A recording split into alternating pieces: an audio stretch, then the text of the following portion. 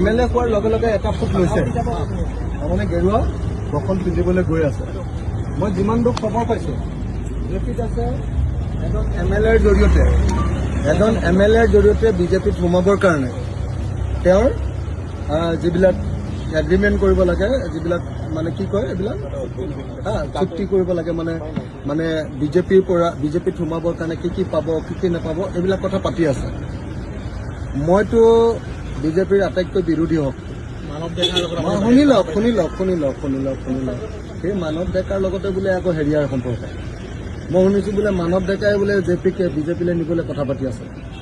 মোকতো মাতি নি মানৱ ডেকাই সেইটোৱে কৈ আছিলে যে জেপি আহিব, অখিল আমাৰ কথা আধা হৈ গৈছে, মই লাগি আছোঁ, তাৰ কিবা ৰাস্তা কেইটামানৰ কাম কৰি দিব লাগিব। মানৱ ডেকাই সেইটোৱে ক'লে মোক মাতি নি।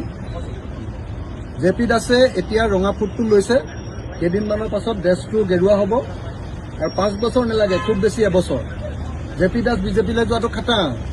মানৱ ডেকাই ইতিমধ্যে কিবা কিবি দিবলৈ আৰম্ভ কৰিলে বুলি মই শুনিছোঁ। খবৰ লওক হয়নে নহয় আপোনালোকে? জেপি দাসে কথা বিধানসভাত যদি কয়ো কিবা ৰিজাল্ট আছে নেকি? আজি যে কৈ আছিলে ক'বই জানেনে? প্ৰশ্নটো উঠাবই জানেনে? ব্যাখ্যাই কৰিব জানেনে? নে তাৰ ছাবষ্টেঞ্চে ভালকে ক'ব পাৰে? গতিকে তেওঁলোকে শুই থাকে, মই মাত মাতো, কিন্তু সেইকাৰণে মোৰ ওপৰত খং। আপুনি চাব যে আজি আমাৰ বিধানসভাখনৰ মান একেবাৰে অনুন্নত হৈ গৈছে। প্ৰশ্ন সুধিলে সঠিক উত্তৰ নিদিয়ে, মই সেইটো উত্তৰ ধৰো।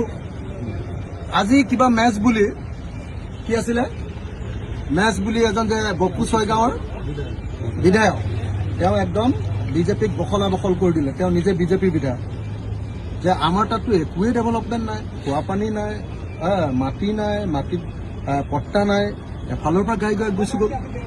মই এনেকে হাত তালি বজাই ক'লো যে অধ্যক্ষ ডাঙৰীয়া এইকেইটা নোট কৰক, আৰু ইয়াৰ পাছত এইখন চৰকাৰ জীয়াই থকাৰ, এইখন চৰকাৰে ক্ষমতাত থকাৰ অধিকাৰ নাই।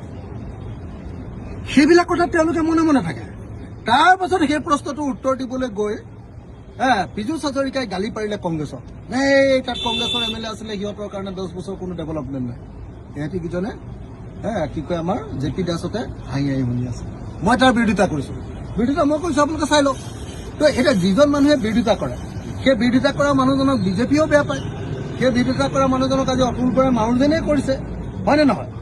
তো আকৌ মোক পীযুষ হাজৰিকাই কি শব্দ দি মাতিছে আপোনালোকে শুনিছে, সেইটো মই বাহিৰত ক'ব নোৱাৰো, এতিয়া কাটি দিলে বিধানসভাৰ প্ৰতিবেদনৰ পৰা, হয়নে নহয়? তো অতুল বৰাই আজি মাৰোজনেই কৰিছে, আৰু তাৰপিছত আকৌ কংগ্ৰেছৰ মানুহকেইটাও মোক গালি দিয়ে, বোলে ই কিয় মাতি থাকে, বোলে কিয় মাতি থাকে।